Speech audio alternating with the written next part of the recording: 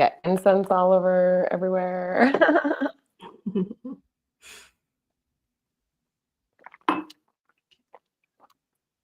Yay. Hi, Elise. Hello. Hi, Ursula. How are you? I am doing great. How are you? I'm well, thank you. Hello, everyone, and welcome to Wax Hermetic, part of the Cafe C series on Astromagistus. Thank you for joining us. Today, we're continuing our third installment of our We Heart Pluto conversation. And today, we'll be focusing on the natal chart and therefore the energetic imprint and the circumstances around Pluto's untimely or possibly premeditated demotion from being the ninth and final planet in our solar system to being what is now considered a dwarf planet. hmm Super sus. This is very suspect, and what Yes. we didn't think was so much going to be as controversial of a topic as it as kind of the the astrology of it seems to be indicating that there may be something really nefarious or certainly something premeditated around power dynamics, wealth, that kind of thing, control, and forces outside of one's control. Um, all very Plutonian topics, themes.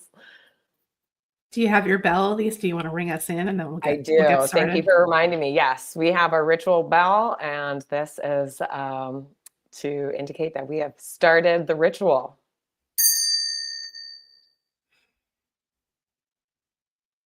Thank you. Thank you. You're Oh man. welcome. So I was thinking what we could do for today, since we Hmm. kind of dedicated this whole part 3 to this topic. You know, because we didn't get to it last week and we felt like it deserved its own episode. Let's kind Yes. of set the stage and go back in time. I have some Okay. notes here as far as what was going on the day that this happened. Okay. And then we can kind of dive a little bit more deeply into this topic was actually your idea originally, so Right. you had some thoughts around it as well, and then we can look at the chart and see where your theories and suspicions are actually have a lot of base Okay. Thank based you. on when I we love look at your that. I'm chart. like, Yeah. evidential evidence. Let's go. Like, Yes. All amazing. right, so I'll go through kind of what was happening on this day in 2006, Okay. Ooh, and then before you go start ahead. that, can I just like throw in there why I threw this out as a topic very early Yeah. on in our devising of what Wax Hermetic was going to discuss? My major, and because our entire goal here is to have conversations around both the destruction of and ways to implement the resurrection of the temple being kind of, we refer back to the Temple of Demeter at Eleusis, and all places in the world and throughout history where spirit, the intuitive arts, divine feminine practices were not just, allowed to exist, but rather institutional power that of their own. They had their own agency, their own sovereignty, because it was a recognized aspect of our existence here on Earth and in the continuum that needed to be recognized. And so places in history where we saw those things eliminated or demoted or swept under the rug, or, and the information and wisdom passed down in these places of intuitive arts, initiation, spiritual practice, are more than likely to separate us from a greater knowingness and integration, both in our individual selves and with our collective, humanity and our relationship to greater intelligence and existence beyond. So my overall thing about Pluto being the planet that rules the soul's will, um, as opposed to Mars, which really rules the ego's will. um, the fact that it never is lost on me to the fact that in the modern conversation as to whether or not spirituality is like a thing and whether or not the soul exists as things get continuously more, secular and, we're kind of just forced into a left brain uh, concept of existence and significance and purpose and how to go about things and what constitutes something as being fact versus something being fantasy, that kind of thing. It has never lost on me how much time and energy is wasted in the modern conversation as to whether or not the soul exists, or actually rather taking Pluto as part of our solar system. The demotion of Pluto, first off, most people don't believe in astrology or follow astrology in the modern day. There's reasons for that. Again, the destruction of the temple. But in the modern context, it was like during a very philosophical time and a time of philosophical expansion that was actually a part of the power system at the time, because Pluto in Sagittarius means an expansion of these things, things on the greater horizon and, in education, philosophy, X, Y, and Z. All of a sudden, Pluto, the planet that rules the soul's will, gets demoted, and people, instead of considering whether or not what Pluto represents, i.e. the soul, its existence, and the fact that it has a very defined will of its own and game plan for us overall, people are missing the kind of reflective, what it represents, the soul, whether or not that exists. And instead, we're just kind of having this like, what do you call that when we're kind of getting lost on the semantics of it, about talking about whether or not Pluto is a planet or not because of its size and because of its distance and because of its relationship to the greater whole. So we're kind of like taking back what could have been like the conversation that needs to happen, I would say overall, which is like, are we accounting for the soul and its actuality? Are we accounting for the actuality of spirit? And are we integrating that into our individual selves, into our societal collective X, Y, and Z? Instead, we're taken right back to this very left brain kind of, like very, I don't want to say just inane, kind of, just almost like devoid of like real meaning, kind of like semantics issue. So that is what I really wanted to press home here in terms of the conversation of Pluto's demotion. But like you said, and like I think you are going to reveal to us, what the astrology around Pluto's actual demotion from a planet to a dwarf planet in our solar system, what kind of energetic imprint, what kind of energetic dynamics were happening around that particular decision. So Yeah, absolutely. So, and before we dive into today, I want to invite everyone so this is a 3-part series. Parts 1 and parts 2 are all about what Pluto means and Pluto's myth and story, respectively. So I invite everyone, if you're catching this at part 3, please go back for reference to parts 1, which was on November 12th of this year of 2025, and then part 2 on the 21st of this year, I believe, or the 19th, whatever, 7 days ago.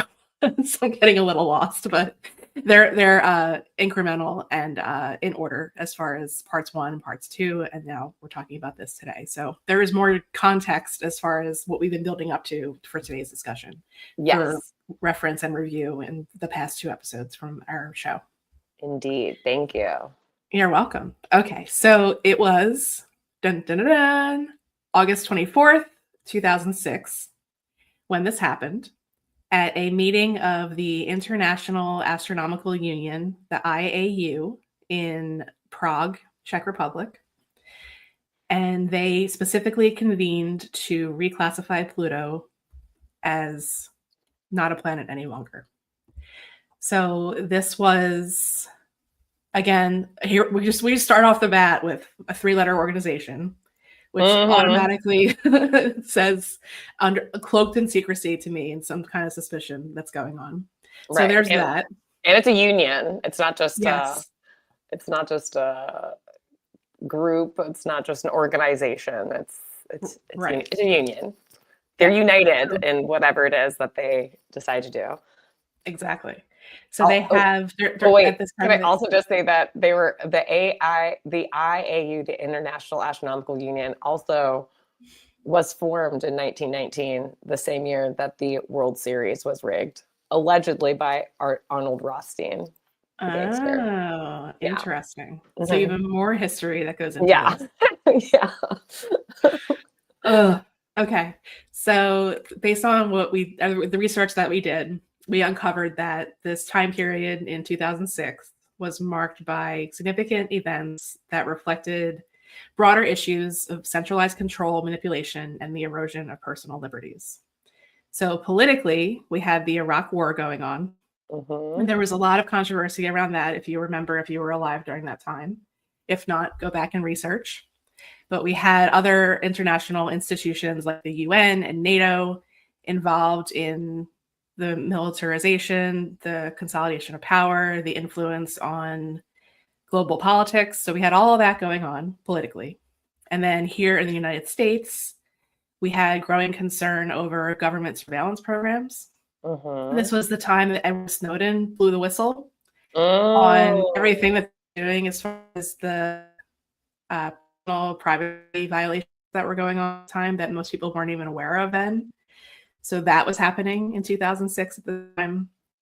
Economic and financial issues that were going on. The housing bubble was about to burst. So when Elise and I first started talking about this, we were like, oh, that was right before 2008. So there's interesting things that go on as we kind of, talk about these last couple years of right before when this happened, right before 2008.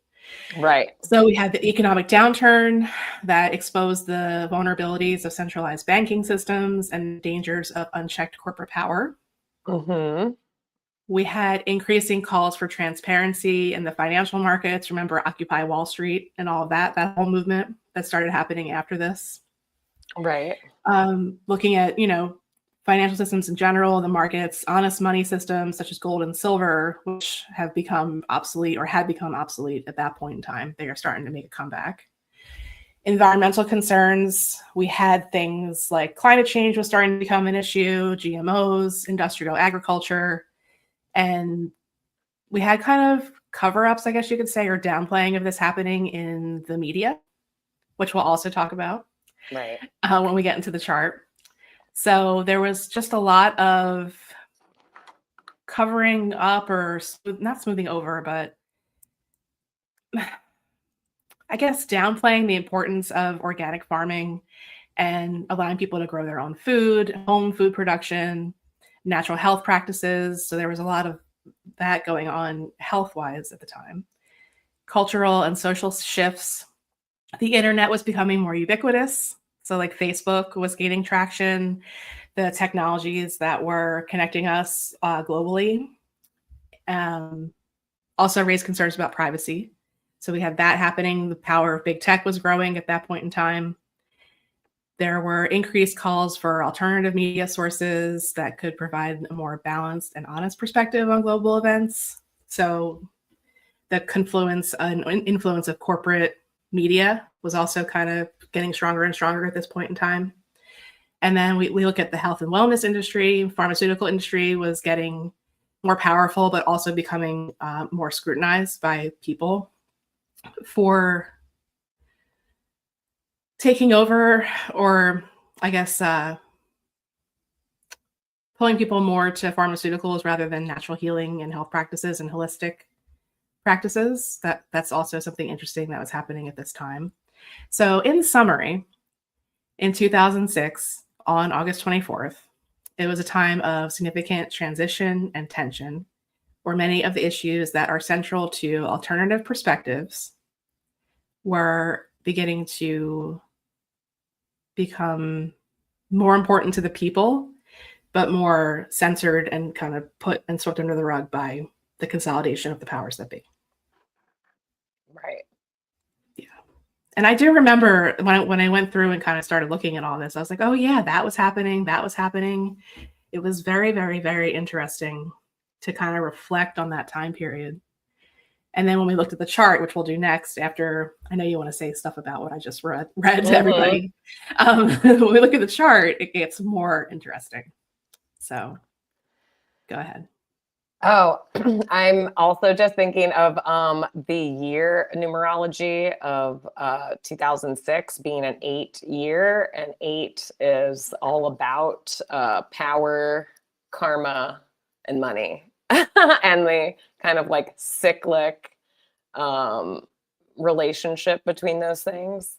I, being an 8 life path, know a lot about just the dynamics of an 8 year. So in any case, that it being an 8 year to me means that it's really about all of those things. It's about wealth, power, and karma. And the need, when I think of the the number 8, I always think of it as an infinity symbol, termed upright. Yes. And so when I think of the 8 when it's upright, I very much think of it as like an hourglass of like, you can see when the time is like running out and then it like flips over. And then when I think of it in terms of the infinity symbol, I think of it as being like the only way that you can balance the spiritual, or the esoteric with the, physical and the pragmatic, is understanding that they're a mirror of each other. So anything that is like gained or done in the other world that doesn't like show up in the other one, like if they're not balanced, then you failed, and like the hourglass will actually run out in more time. You know what I'm saying? Than like what the natural like cycles of timing and things, being seen from both sides will have. Like it's a great place to really gain power, but also shoot yourself in the foot if you don't do it properly or don't account for both sides. So interesting. And we have some comments from people that are watching that kind of touch on that. So hello, Chris. Thanks for joining us, Chris Mack. And then, so we have some questions that are sort of off topic for today. So if we have time at the end, we'll get to these. What's Pluto going through someone's 6 look like and that kind of thing. Yeah. But this one, yes. So Chris, we will get to that momentarily. Yeah, that's a great great segue. Comment. Great segue. Yeah, let's put Chris's comment up here. So Chris Mack says, did Pluto's demotion lead to the financial collapse and the downstream effects we see today with rampant inflation, currency manipulation, and contracting of American power projection? I would say yes. And interestingly enough, I think it's time to put the let's pull up the chart. Let's pull out the chart, because one of the things that is very noticeable and something, because I was not really working, and I think I was in college still at the time that this was happening. I was working and can share. So I wasn't in the corporate world yet, but the thing that now I have worked in the corporate world that I think of is the fact that while Pluto was still in this expansive, enthusiastic, foreign focused, Pluto of the like, and because it was in Sagittarius still, that what was in the pipeline, because we always have things working, in the pipeline of what is coming next. It was like the rest of the world was still focused on the foreign horizons, the foreign policy, the foreign goings on, while the actual consolidation of power was the thing that was in the pipeline by way of institutions locally. And they were starting it with things that had been garnered by our kind of focus globally, right? So that's what I would say. So I would say overall, yes, Chris. The answer to that is yes. And we'll be further delineating or analyzing the actual chart of Pluto's demotion, um, so that you can be the judge as to what it is that you're seeing or not seeing in terms of Yeah. a possible correlation, if not causation, between these two things. Yeah. And I just want to say too that I think that we actually have the correct time for this, Oh, or at least in the fantastic. correct time frame, because last week's chart, we shared Pluto's discovery chart, and we just Mhm. arbitrarily made it a Pluto rising because we didn't have an exact time for this. But we did some digging into the archives of the Uh-huh. IAU meetings, which they have online. Anyone Ooh. can look at them, which is interesting. And the meeting was actually between 2 and 4 p.m. local time on this day. Okay, wow. So I just picked 3 because it's in the middle, and it happens to be a Pluto rising chart again, which is very interesting. Very interesting. And it has Sagittarius as the ascendant. So Yes. again, the focus of why we're doing it, or what we're used, what the kind of the lens through which we're taking the thing that we're focusing on. So in this case, the vote for the IAU to decide whether or not to demote Pluto to Pluto, or to keep it Mm-hmm. as it has been since the inception of Pluto into our solar system, since its discovery in the 1930s, or maybe 1929. Is very much, it's like foreign focused. It's like philosophical. It's we're doing it by way of like for like philosophy purposes, or based on these we believes, these like tenets that we are agreeing on at the time, because that has been the overriding like law of the land. Mm-hmm. And it is uh, that Sagittarius ascendant is dispositing Jupiter, and Jupiter is, oh my gosh, In where's Jupiter? Scorpio. And then Jupiter is in Scorpio, which is all about control. It's all about power, that which is it's so exacting, it's so powerful that you don't even know where it comes from. You just Yeah. feel the gravity of how much control it actually has. And it's The because you don't most, know where it's coming from, you don't know where it is, right? You can't find yeah. it, so you can't cut the head off the beast, you know? It is controlling it from beyond what can be seen. Yeah. And the last time, just for people's reference, the last time that we had, the most recent time that we had Jupiter in Scorpio, we had the Me Too movement. Oh, So right. Jupiter and Scorpio can be very revealing as far as things like that are going on, and how far up the chain or down the chain these things go, just like you were saying. Wow, So we absolutely. started looking at this, and then that became even more in support of our suspicions Right. that they did this when Jupiter was in Scorpio.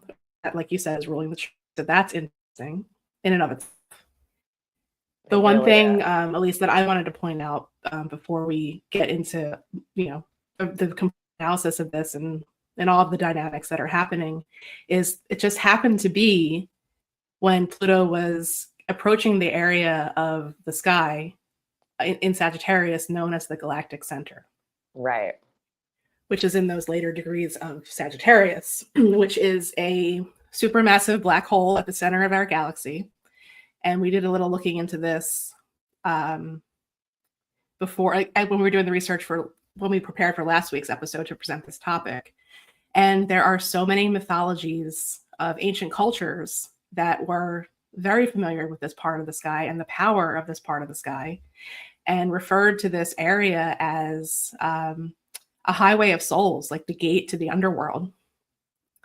So, demoting or taking the power away from the planet that rules the underworld, when it's pretty much acting as the gatekeeper in the sky at the moment of the transit and in the coming years after this happened, is very suspicious to me. Mm-hmm. Because as you said in the beginning, Pluto is the soul's will. So you're taking away the planet that is responsible for the soul's will as it's acting in its role in the part of the sky where it belongs as the gatekeeper of the underworld. Right. So that to me was especially suspicious when I saw the degree that Pluto was when this happened. I'm like, oh, there's something way deeper going on here. There is something so deep going on. There is also something, and it's so funny because I focused on so many other things the last time that we were, analyzing this together. But it is also not lost on me that Chiron, Ceres, Neptune, especially Neptune in Aquarius. To me, I'm really seeing this, especially with, I'm all of a sudden focused on the fact that this is very late in the game of the age of Pisces, right? And the late stage of age of Pisces, which we're still technically in, we're in the cross current of transitioning over to the age of Aquarius. So sometimes we're living on one timeline, sometimes we're living on the other timeline, sometimes we're feeling like we're having like schizoaffective disorder because we're having them at the same time, and it's creating a lot of like dissonance and glitchy kind of like perspective and stuff. But Neptune, the planet of both illusion, delusion, intuition, spiritual connection, and that which we're like intuiting as something that is like, like, I don't know. I kind of think of Neptune and Pisces synonymously with like, I'm intuiting what could divinely be, like I'm devising the possibilities of paradise from somewhere beyond my knowledge or scope. But also I could live in that delusion and have actually like absolutely no, there's no anchors into the ground with it. So I'm really seeing this what is this, Neptune and Ceres together between 17 and 18 degrees in Aquarius. And then also the fact that Chiron is at 5 degrees of Aquarius, which is just within 2 degrees of where Pluto just stopped and went retrograde, right? In this current year. So what we're experiencing, it's like almost like this thing was timed to be like, and also Neptune and Pisces being, I'm hearing that line, that religion is the opiate of the people, right? And so we're like taking this time. I feel like this whole chart is around taking like Neptune. It's like they're devising the next religion. They're devising the next opiate of the people. And Aquarius is very scientific, innovation. It's literally like I'm hearing like innovation and like a very technical advancement. It's or supernatural. It's to me it's more like sci-fi than it is, or like it's scientific, and it's innovation and it's technology. To me, it's very like robotic in a way. Like I always think Aquarius is very robotic, and you can say this is we're actually like when you only think of Aquarius in that sense, you're kind of missing the fact that, oh, well, Aquarius is actually the opposite of Leo, which is like how you become your own rebel leader and you stop following the monarch. You stop following the lineage of power and the person that you're supposed to like that reigns over you, and you're like, actually I feel like the king within, and I don't need the pomp and circumstance to like let that be my guiding force. But when I see it in the context of this particular chart, I'm very much seeing like actually we're devising what is going to be the next, let's say 20 years, maybe even we're inserting this power so that we can have the age of Aquarius really be the age where technology, science, and technological innovation be the next religion, the opiate of the people. And look what's happening right now. And so what would be a great way to do that is demote the planet that actually represents the soul and the soul's will as like and the connection between and the power of surrender to the actuality, the inevitability of life, of birth, death, and rebirth, right? Yeah. And also like the planet that is talking about both like the physical and the spiritual alchemy that sex, death, and transformation, and like the act, and like I'm literally seeing like oh my gosh, now like I'm saying this out loud, I'm literally seeing that they are being like, okay, great, Neptune and this like, stage of whatever. Like, I'm literally seeing it as like, guess what, guys? Okay, on the horizon, humans will no longer have children anymore. We're gonna put robots in its place. Like, forget religion, forget all these things. They're obviously have like, they've like had their time. Now technology and scientific fact and scientific proof and all that kind of stuff is going to be the opiate of the people. What they didn't realize is like other technologies that would support the things that were being called for at the time, like independent news sources. So like the fact that everyone becomes their own correspondent, everyone goes from just being someone who gets informed by centralized news or media programming to we all become our own field correspondent, our own, whatever, our citizen journalist, right? So there is a flip side. There's always something to counter the intentions of those who are, are a institutional force or many people coming together to achieve something that is greater than the sum of its parts, right? And at the same time, this looks like to me, this is looking like a pretty, it's looking like intentional. It looks like this intentional demotion, which we have some numbers as to how many people that are officially part of the IAU. It was something in the vein of there's like 10,000 professional astronomers that are a part of the IAU, or at least in some way part of this the pool for which they anticipated having members vote on this very profound and precedent forming demotion of Pluto.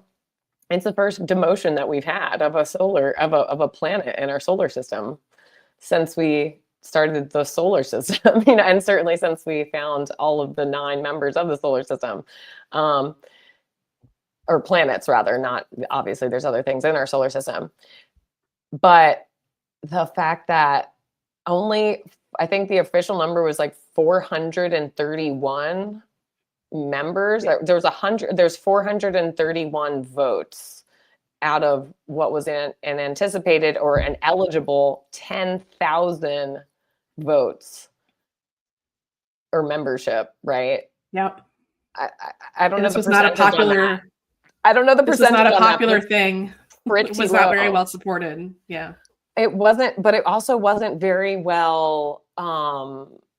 Like the vote itself wasn't very well attended. Like there were people that were. And I don't know how many of the people that didn't vote were doing it because they thought it was so unnecessary. They were like, there's no way that we would demote Pluto as a planet from our solar system. And then other people, I do know that some people that had written a lot of, the counter to the argument that Pluto should be demoted to a dwarf planet. Some of those people did choose not to vote because they were like they were protesting this vote. They're like, this is so beyond. But it didn't stop the machine from voting and just going ahead and demoting Pluto with only 431 votes in favor of demoting it. Yeah. I don't even think it was 431 votes in favor of demoting it. It was just 431 votes total. And then they had a slight, maybe even, 60% in favor. I don't even think it was as much as 60% in favor. But there I'm just speculating. All I know is that only 431 members of a 10,000 member pool voted.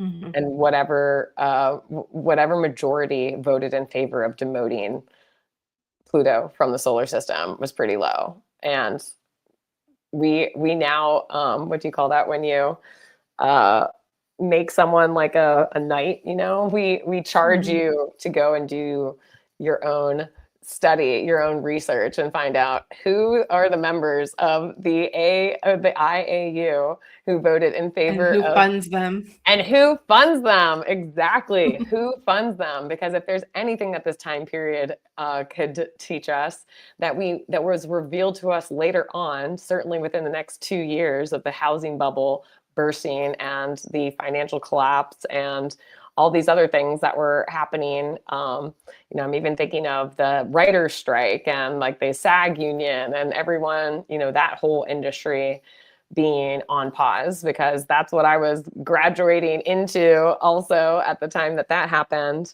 And not only that had other kind of systemic power issues that also became the center focus, similar to how what we're focused, like, while we were all focused on foreign war and foreign policy and foreign this and foreign that, we had, we had 2 years of still, selling people, or a year and a half of still selling everyone subprime mortgages while, Mhm. hedge funds and whatever are betting against the housing market because they like know they can see the writing on the walls and stuff like that. Um, Again, Pluto also and Scorpio very much being involved with the capital market system versus tangible goods like food, Yeah. and all And that kind of and stuff. I mean, look at the second house in the chart. That's all. I mean, that's what we're talking about as far as the illusion over and the disillusion over, the resources financially, everything that you just said. But then also too, this is right before. So Pluto shifted into Capricorn in 2008. So Right. they did this right before. We I had the mean, shift. it's coming. I mean, we've been able to track Pluto's orbit, since it was discovered decades before this. Hmm. So it's just fascinating to see how, and there's a seeding that's happening when this meeting was occurring and when this decision was made. Because when you and I first looked at this chart, it was like holy Virgo stellium. It was just after a new moon. So there's something kind of lurking in the shadows underneath what's happening when publicly they're doing this thing, like considering it like an act of service, but really on the other side of it, there's a lot that went in that was hidden, I think. Yeah, and even like an applying uh, conjunction between Lilith and the South Node in the late degrees of Virgo, Mm-hmm. which is so, it has to be perfect. It has to be repeatable, procedural, tangible, of like, tangible good. And like you said, in service, there's like an over emphasis on practical service, almost to the Mm-hmm. point of in like enslavement. You know what I'm saying? You're like almost like Yes. enslaved to the public identity of service. But then also, if 3 o'clock is the exact time, and I'm sure there are some, we probably could tack on 10 minutes in either direction of that Doesn't time. change the chart much. Right. But also by going by the Placidus house system, um, there's an interception of Virgo and Pisces, which is an Mm-hmm. indication that what is real and what is fantasy is there's a broken access of objectivity and like cohesion between those two opposites. So there is almost like a co-opting of what is real and what is reality and what is fantasy, and executing on the person who holds a chart with that, if they can get it together, which by the way, I natally have a Pisces a Pisces Virgo interception with very important like planets in it, for me. The hard thing is actually getting it together, but the main thing is the person who actually like doubles down on that. Well, I don't really have a good access, so it can't be dictated to me. What's real and what is fantasy is like Mm. can't be dictated to me from the outside, so I control it. Like I actually, I once I kind of dig into whatever needs to be shifted to externalize the internal process, or like get comfortable with my own internal process and start like throwing whatever at the wall, whenever you're spitballing or just trying to figure out something that works or whatever opens the magical, hidden doorway into actualizing. You actually control that access of what is real and what is not, what is fake or what is, fact and what is fantasy. And they got a lot of variables. They got a lot of energies in those two parts of the chart. And it just looks like someone doubling down on, we could just control what is practical, repeatable, buildable reality and refine it from there in what direction we want to take it. What serves our service persona. It's criminal. I'm fine. I'm I'm ready to sign a lawsuit. Like I'm ready. I think that I'm ready made for the argument. Yeah, right.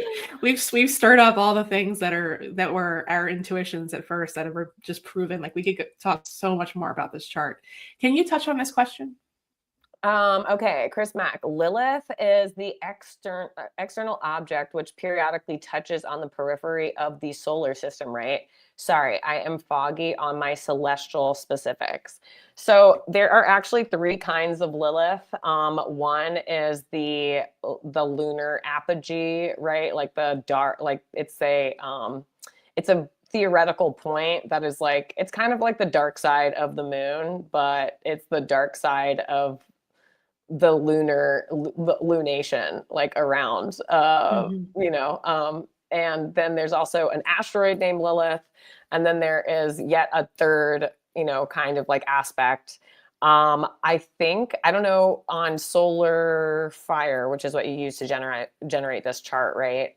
This one's Astro Gold. Astro Gold. So, do you know if they're using the theoretical, like the lunar apogee or lunar apogee point? I can find out. Or if it's the asteroid. Either way, I like to kind of like take it very well may use a median, between like a composite of those, or at least of the apogee and the asteroid.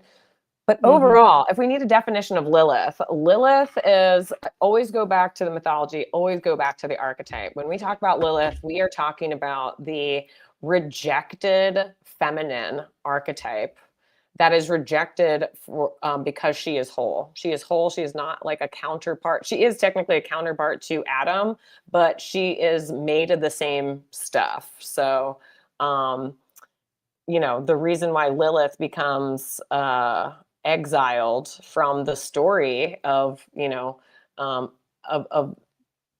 origin story of humanity, of civilization by way of the Abrahamic tradition, is because she refused to bow down to or submit to her counterpart, because she's not there to submit, she's there to be.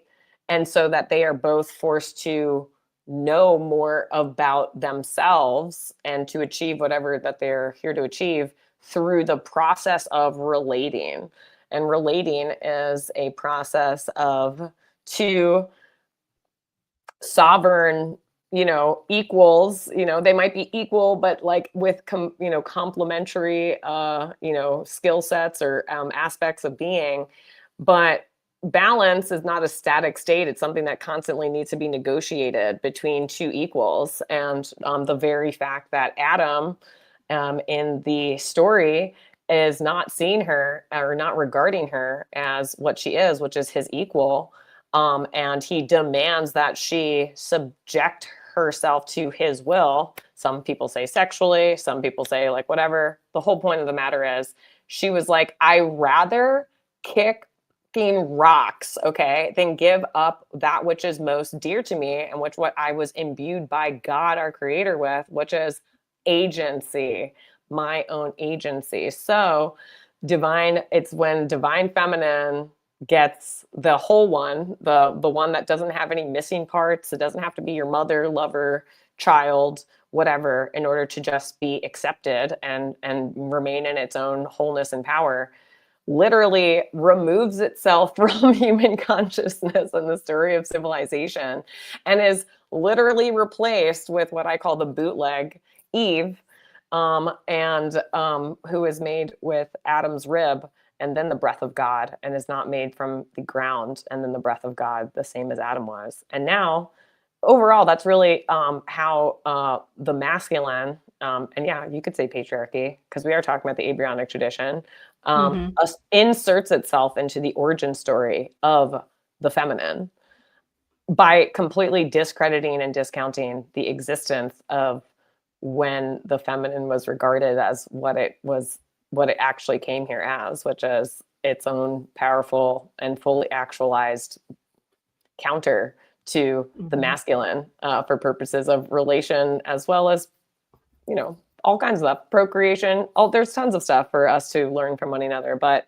you don't learn as much when you're not challenged, because you made something that was made from you out of your own insecurities and your own need to make things easy for yourself, because you just don't feel up to the task, or you don't think that you feel entitled to have it be easier for you. Evolution should be easier for me. Relating and being and living on Earth should be easier for me. So I'm going to do away with my actual challenge, my actual, I'm thinking even like the anima, relationship and psychology.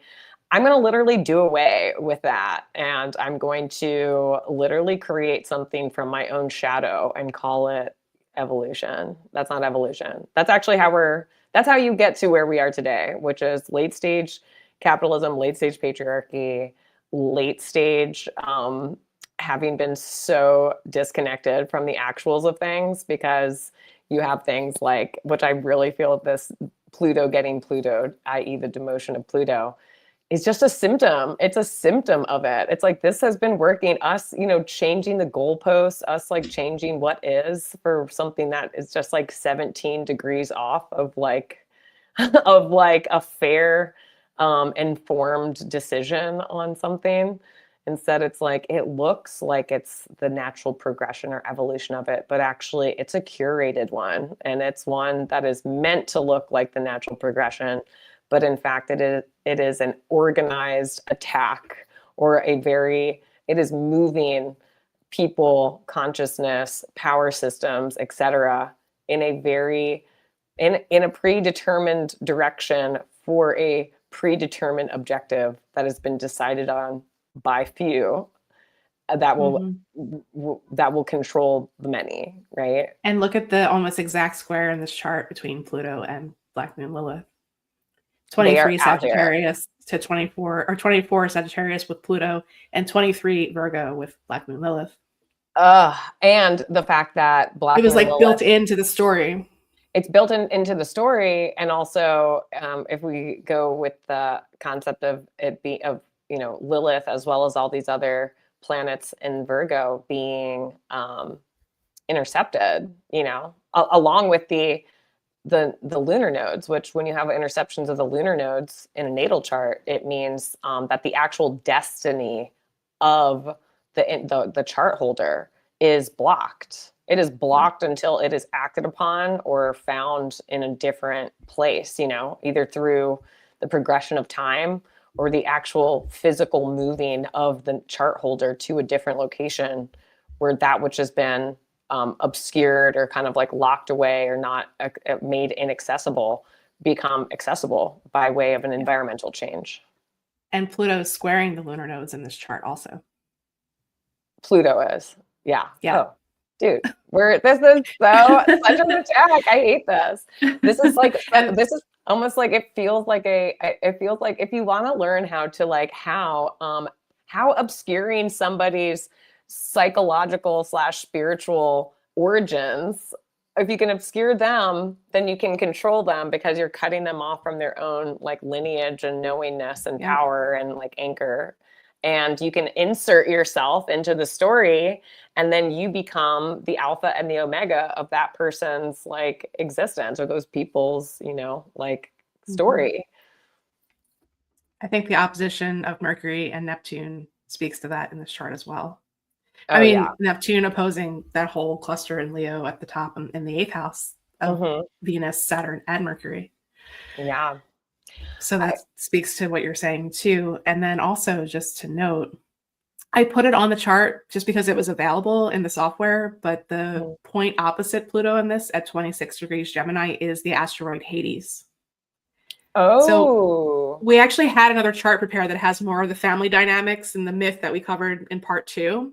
I mean, we only have about 10 minutes left today. So I just wanted to point that out if anybody wants to kind of jump on that and start digging a little bit more into that asteroid and what that could mean. I'm not very much schooled on many of the asteroids, particularly Hades, but I put it in the chart just for demonstration purposes. And if anyone wants to kind of run with that and look at it more deeply. So that is invitation Hades. That is actually Hades. Hades at 26 degrees 20 minutes of Gemini in the 7th house. In the 7th house. That is exactly square to the intercepted lunar nodes in this chart.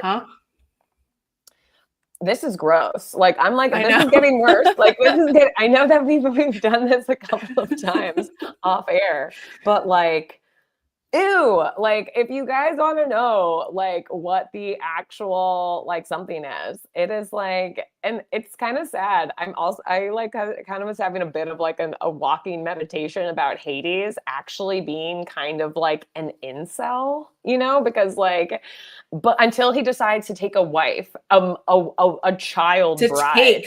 Yeah, to take a child bride so he could have one, not because he was necessarily, you know, a highly like, I mean, it's weird to like rule sex, you know, and I mean like Pluto like ruling sex, but like it's like sex in terms of domination. It's not like sex for fun and folly, like Leo 5th house kind of thing, you know, like knowing that I'm you know, have a creative force inside me, that same creative force is both creative and procreative, right? That's like very Leo 5th house energy.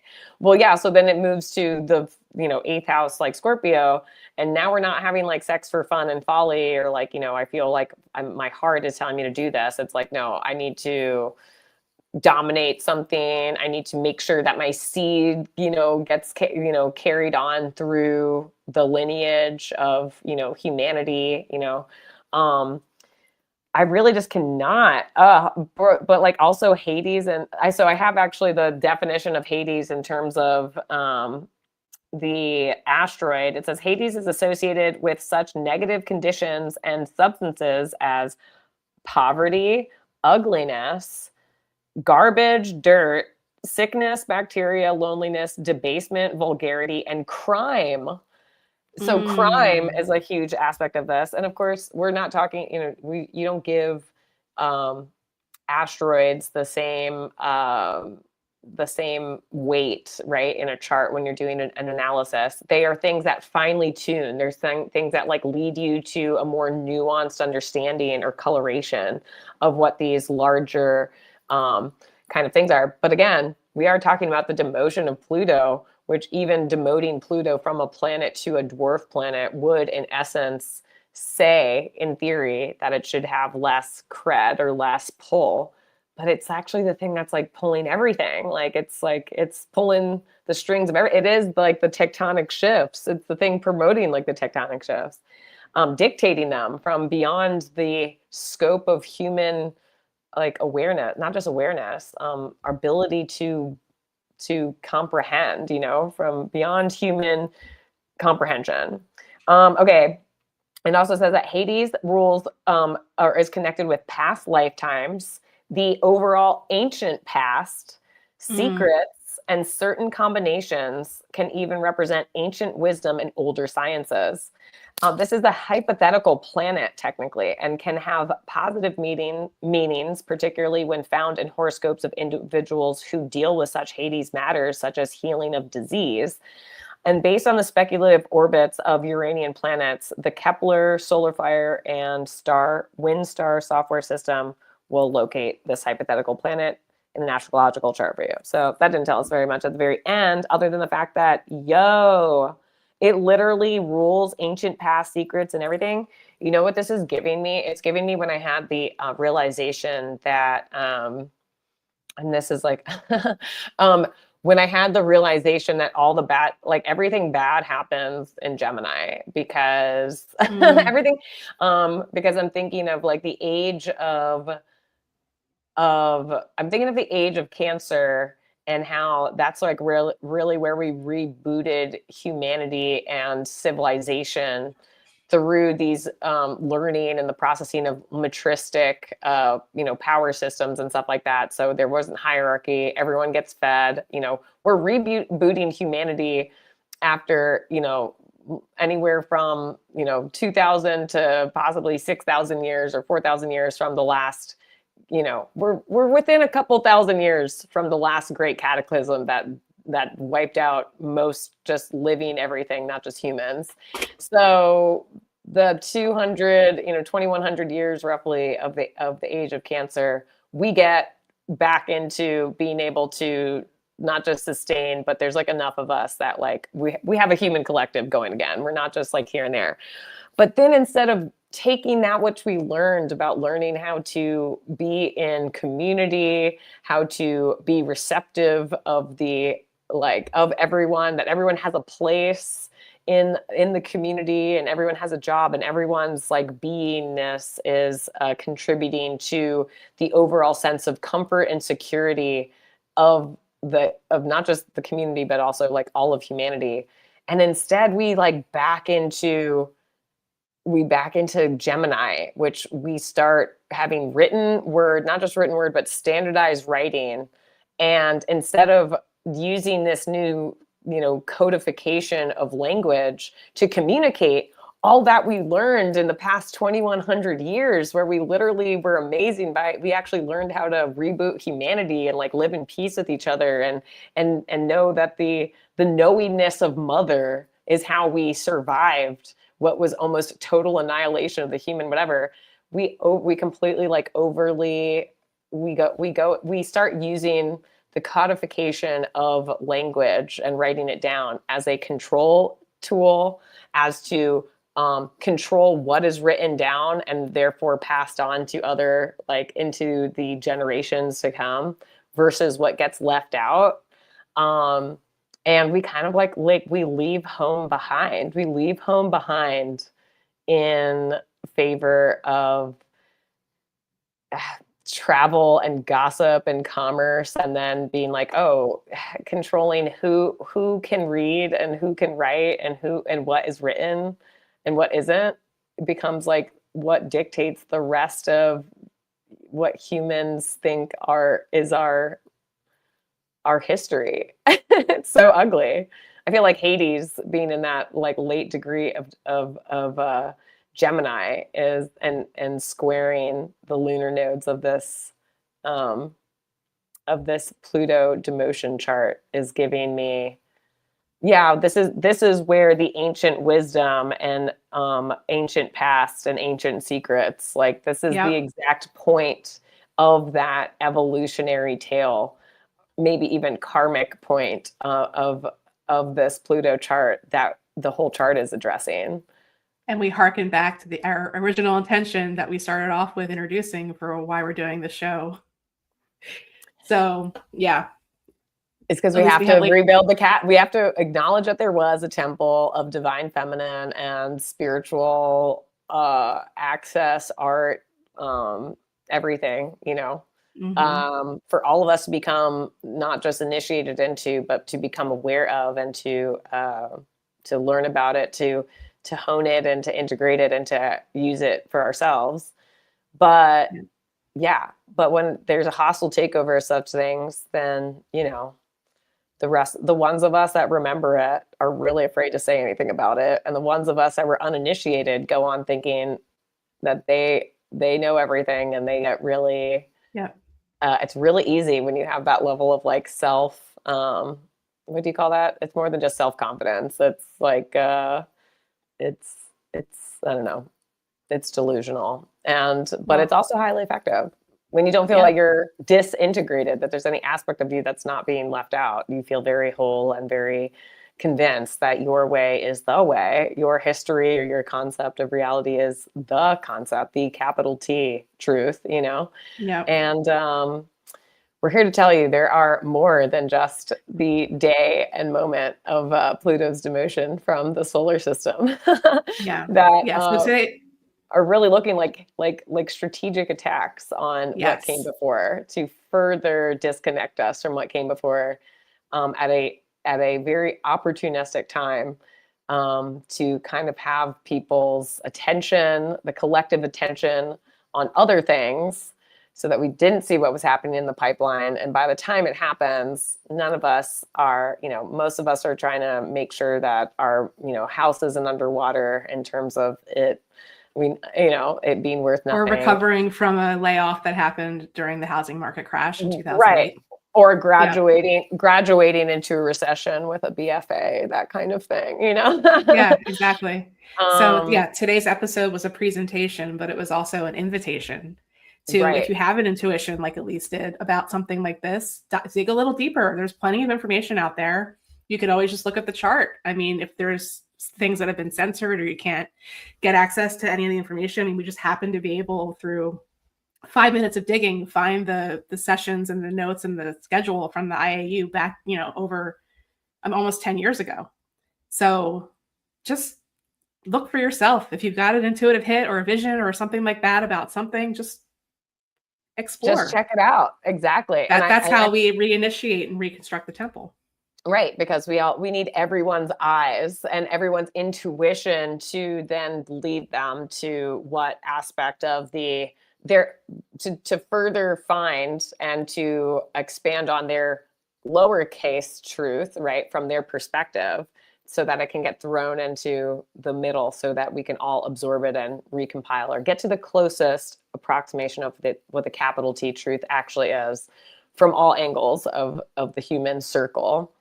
And yeah, even just the fact that the IAU, now this has gotten me super obsessed with the fact that it was formed in 1919, which the reason why I always remember about the World Series being rigged in 1919 is from reading The Great Gatsby. And I last week had the very good fortune of being able to go and see The Great Gatsby musical on Broadway. And they, I was so glad that they actually used that, that line in the book, because I always remember it as one of the characterizing lines of the book, where the narrator is actually talking about how to describe the nature of the time, the character of the time in which the story is opening up at. He is talking about it as its proximity to, whether it's like the same year or the year after, that the World Series was rigged by, in front of everyone, like under the very nose of everyone. So in order to describe where we were at in terms of a society, it was like Arnold Rothstein, rigged the World Series. And that was, they were, without saying it was a Wild West, a new level of Wild West in terms of, post-industrial, post-World War I, pre-economic crash of the end of the 1920s. Obviously, he's not getting that far ahead of us, but 1919 always stands out in my mind as, oh, wow, that's where we were. And the fact that the IAU is something that came out of that time period is like super extra suspect, especially it being an international organization after the end of the First World War, the Great War, is saying a lot. That's when all of these kind of like unions and stuff like that were put in place so that we could have a consensus as to where we go as a one world. It's giving me very one world. Yes. Ew. I don't like it. Yeah. We need if anyone has any leads on, do we have a counter to this IAU, and who runs that, when that was started? We're looking to find out if that exists. So yeah. So we're a little over time. I think we should wrap up for today. Just to touch on this, Chris Mack, that is absolutely significant. It is not background noise. Continue joining us for Wax Hermetic live on Wednesdays at 12 p.m. Eastern to learn more. And we can get into questions maybe next week, because next week we're discussing Ophiuchus. Oh yes, we were discussing what many of you may have heard of as the 13th zodiac 13. sign. And yeah, it is significant, although there is a reason why it is not in the 12, it is not included in the 12 zodiacs yet. But we will get into that. Chris Mack, I am just going to touch on that. That means that you are what is known as a early millennial or a Gen Y person, which I am too. And without getting too much into the astrology of it, what I would say is that we're actually here, but we're here to actually embody the death and rebirth cycle of things, and we are the ones that are like, yeah, we stop fearing death because every single system that we've ever been like taught or fed has literally collapsed before our eyes during our coming of age, and consistently does so. So the fact of the matter is, there's got to be like, you got to embody that, and also being so integral in terms of the fact that because this like part of the death is like acknowledging what came before as total fact, and there's kind of like there's like the death of that actuality too, that like was fake also. I think it's really important that especially early early Scorpio Pluto people recognize how significant it was to be like the last generation that's like right in the middle of, like, when I heard that like part of what's going on on the earth now is the fact that there's half the people on the planet that are alive that take what happens physically in real life, as their primary reality. And then there's half of the people on the planet that take what they see online or through a digital medium as their primary reality. And the first half is getting smaller and the second half is getting larger. And the Pluto, especially the early Pluto, the early Scorpio Pluto people are the last people to have had exactly 50-50 of their development experience in a fully analog world, and then what becomes a fully digital one by the time you're, of age to, let's say, drink, like, I'll even give you a few years and beyond the 18, but most people having a personal computer, some kind of access to the internet, starting by the time you're in middle school. Some people before, a lot of people having it at least being taught to you in school, around that kind of midway point. That's what it means to. I hope that instead of you focusing on the shittiness of that, but like, it seems like a really raw deal. It's like, oh wait, I hope you use it to embody the absolute power of Pluto, that kind of placement of Pluto has, which is, there is so much power in my existence and my experience of life on Earth right now that is resonant, that actually has a resonance with the entire like collective of humanity and why I'm here. So doing things that impel you, or like however you are impelled to share what you know about having that 50-50 analog to digital understanding or acceptance, or like having to embody like the imbalance, or having to literally break away from a either or paradigm and be the embodiment of surrendering to the fact that we live in a both and paradigm.